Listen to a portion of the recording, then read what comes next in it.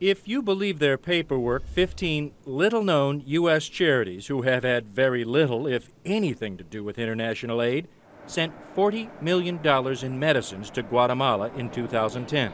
Mr. Reynolds, right here. Which charities? Well, if you've been watching, you've seen them before. The Breast Cancer Society in Arizona, with its finger-waving president who earns $261,000 a year, and his stepmother, who runs a cancer charity for children in Knoxville, Tennessee. Her name is Rose Perkins. She earns $227,000 a year, but declined to tell us where all the millions in her donations go.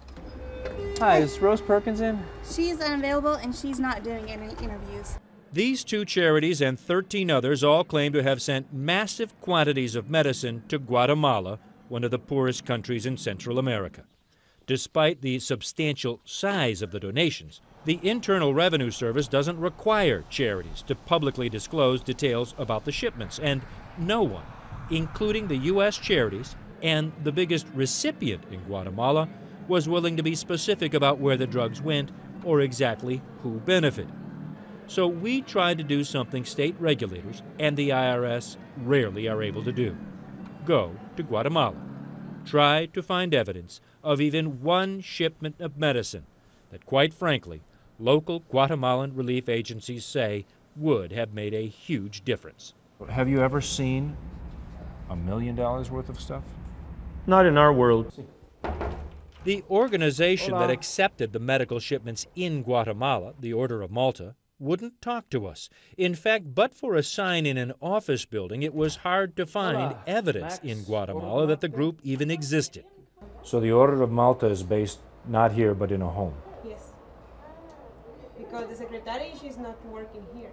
So, I mean, you can see how confusing this is. This is a Order of Malta office, but the office is actually the Empresas Galinda, some business office.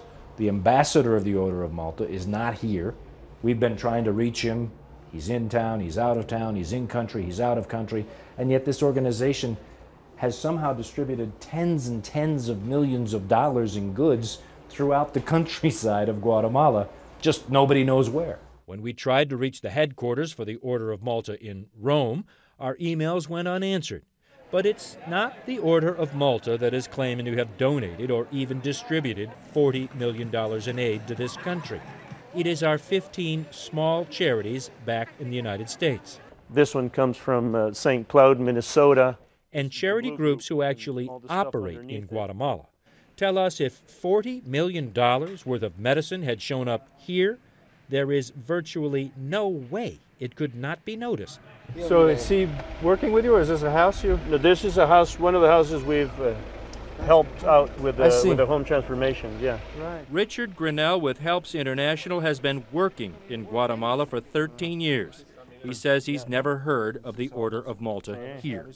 Yeah, this is harvested black corn. In addition to helping poor Guatemalan villagers build these new smoke-free wood stoves, Helps International organizes medical teams from the U.S. who conduct clinics across the countryside.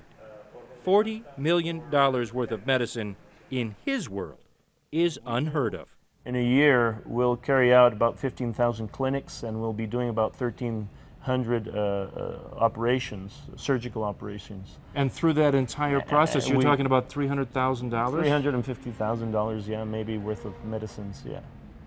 So it's you know, it has to be a huge organization or operation that can handle that volume of medicines, definitely. In a last effort to try to verify any of the alleged huge donations from the American charities, we traveled to the countryside and to the address of a warehouse where the medicines were supposedly stored. The guard would not allow us in without permission, and over the phone he was soon given the order to keep us out. Why? The man on the other end of the phone wouldn't tell us. I'm telling you, we cannot find it anywhere. We can't find any stamp of your work, and we're just trying to get to the bottom of it. Now we're standing at a warehouse gate and no one will let us in. We never got it, and never got an explanation where the $40 million in medicines went. So what's this all about? The investigation shows how easily charities can take credit for good deeds abroad, but how difficult it can be to track their impact on the ground. So were the $40 million in donated medicines to Guatemala all just made up? If anyone knows that answer, it is these two men. Roy Tidwell, the head of Charity Services International, who runs a company that helps arrange charitable shipments to faraway locations. And this man, Cliff Feldman, who comes up with the paperwork that claims the donated goods are worth millions. According to sources, CNN has learned both men are now under investigation by regulators from 2 states, who are asking the same questions CNN has been asking. If $40 million in donations is being reported to the IRS, where are they?